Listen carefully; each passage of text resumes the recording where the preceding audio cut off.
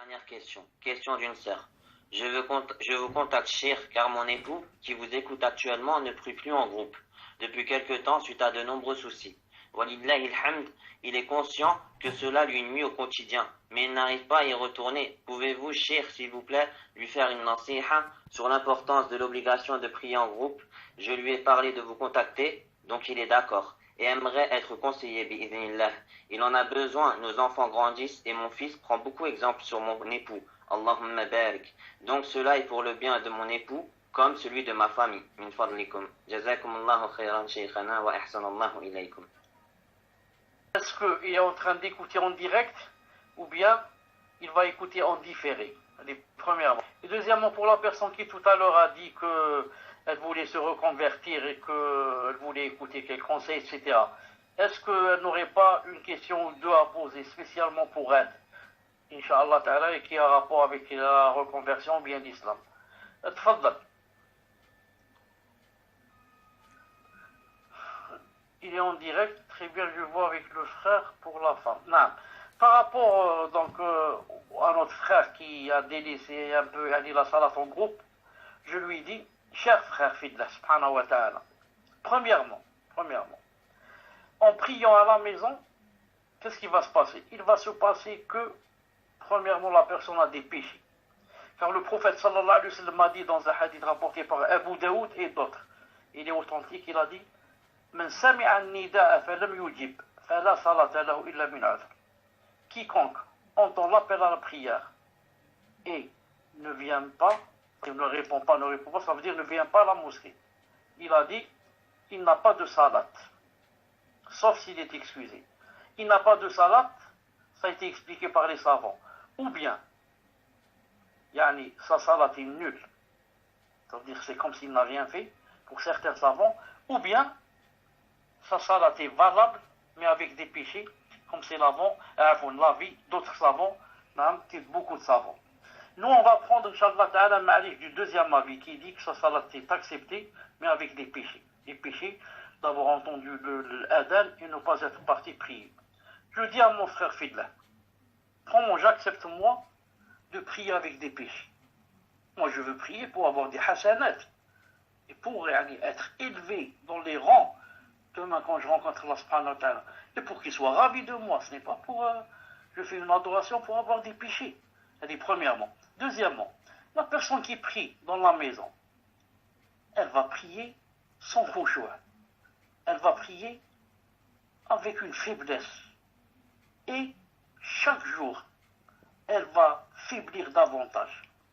Jusqu'à ce que, Allah, je ne souhaite pas cela, la personne commence à grouper. Malou, elle commence à prier à la maison à l'heure. Ensuite, elle commence à grouper. Elle dit, moi, j'ai pas été à la mosquée, je vais prier après avec l'Asr. Le Maghreb après Isha quand même. Ensuite, la troisième étape, elle va arrêter la salat. Beaucoup ont arrêté. Et jamais ne se sont dit, moi, je peux arrêter la salat, moi, j'arrête. Jamais je n'arrêterai la salat. Mais comme ça, Shaitan fait. Le tabi'u khutwat Shaitan, pas à pas. Ensuite, quand la personne va prier dans la mosquée, premièrement, en allant, elle a chaque pas droit, hasana. Chaque pas gauche, il efface une sayyi'a, un péché. Et daraja. Et il est élevé d'un rang. Il y a trois choses qui se passent dans les pas. Naam. Hasana, on marque, sayyi'a, on efface et on s'élève. Elle dit wahda. Deuxièmement, je sais que Allah est ravi de moi. Troisièmement, quand je rencontre et je vois les gens dans la mosquée, je prie avec eux, je sens halawt iman. En voyant tous les gens prier, on descend tous ensemble, on s'incline tous ensemble, on se prosterne tous ensemble. Ensuite, je sors, content. Je dis, alhamdoulilah, Allah Ta'ala m'a aidé. À prier en groupe. La douceur de la foi. Au point où, asma bien. Cheikh Ibn Uthaymin, je ne voudrais pas dire cela, mais juste pour t'encourager. Je ne voudrais pas que les sœurs entendent cela aussi, c'est pas... Au point où Cheikh Ibn Uthaymin a dit que l'épouse a le droit de demander la séparation du mari si c'est du genre qui prie à la maison, il ne va pas à la mosquée. On a dit que c'est une excuse pour elle de demander la séparation. C'est pas je plaise à faire ça là. Non, je leur demande de patienter avec leur mari, etc. Mais pour vous dire que c'est quelque chose de vraiment très mal. Très très mal. Non.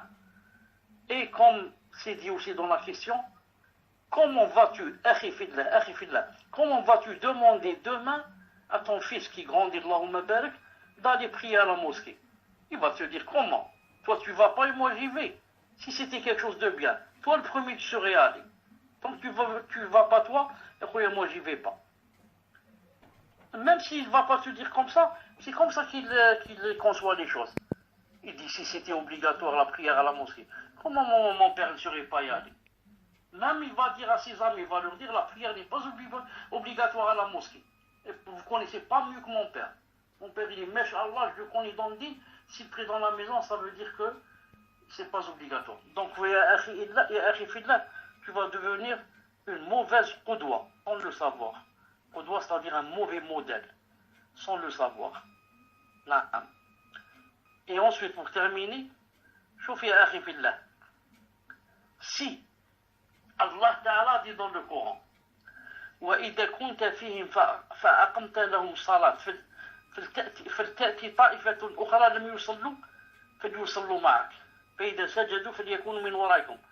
Allah Ta'ala, dans la guerre, pendant le djihad, il a dit, dans le verset, si c'est maintenant le moment de la salat, alors que un groupe vient derrière toi. Et quand vous priez, c'est-à-dire une rakat, le groupe va vers du côté de la guerre où il va combattre, et un deuxième groupe vient derrière toi et prie une autre rakat, ensuite chacun fait une rakat tout seul. Ça veut dire, dans la bataille, Allah Ta'ala dit, vous devez prier en groupe. Et ça vont dire, qu'en est-il si on est en sécurité? Dans la bataille, la guerre, l'ennemi est en train de tirer les balles de partout. Il a dit, quand vous priez, priez en groupe. وإذا كنت فيهم فأقمت لهم الصلاة فلتقم طائفة منهم معك وليأخذوا أسلحتهم فإذا سجدوا فليكونوا من ورائكم وتأتي طائفة أخرى لم يصلوا فليصلوا معك. Et quand on a dit, إذا كنت فيهم, mais c'est la guerre, vous priez en groupe. Alors, qu'en est-il en sécurité? Quelqu'un, il entend l'adhan et il ne va pas prier, il dit, je prie dans la... qu'Allah subhanahu wa ta'ala fortifie ta foi. qu'Allah subhanahu wa ta'ala chasse le shaitan qui doit te dire que Mahdi prie à la maison, etc. Qu'Allah ta'ala le chasse de toi. Qu'Allah subhanahu wa ta'ala élargisse ta poitrine. Qu'Allah subhanahu wa ta'ala enlève de toi cette paresse. Qu'Allah subhanahu wa ta'ala te donne la douceur de la foi. Qu'Allah subhanahu wa ta'ala t'aide à aller prier. Et tout le monde sait, les hommes, surtout les hommes, parce que les hommes, ce sont eux qui vont prier. Tout le monde sait que des fois, on entend l'adhan, on dit c'est difficile, comment je vais y aller, c'est loin, c'est ceci. Mais quand il dit à Allah subhanahu wa ta'ala, a'inni, et il se dit, moi maintenant je suis jeune, j'ai 30 ans ou 40 ans, je commence à prier à la maison. Qu'en est-il quand j'aurai 70 ans si je vis? Qu'en est-il si j'aurai 75 ans, 80 ans? Donc c'est impossible que j'aille à la mosquée. Donc, je dois m'encourager pour ne pas faiblir et pour être un bon modèle et pour être parmi ceux que Allah subhanahu wa ta'ala aime. Que Allah subhanahu wa ta'ala nous aide.